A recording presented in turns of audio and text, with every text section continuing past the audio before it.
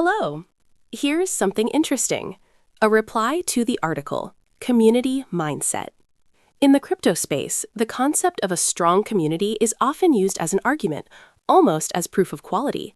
However, it's time to re-examine that assumption without emotion and without a partisan tone. This reply does not deny the importance of community, but rather separates its true role from the illusion of the masses. Because there is a difference between attention and value, and it is precisely in that space that the market's biggest misconception arises.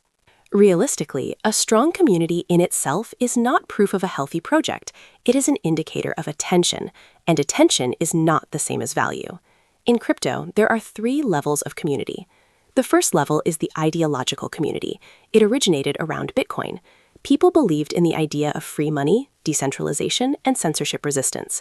The community grew around a protocol that worked, was transparent, and technically sustainable. In that case, the community supported the product. The second level is the technological community. Projects that have real development, open source code, active developers, a clear roadmap, and measurable results. Here, a community exists because there is advancing technology. People discuss upgrades, performance, security, scalability. The focus is on the code, not the price. The third level is the speculative community. Here, thanks for watching. Share with friends.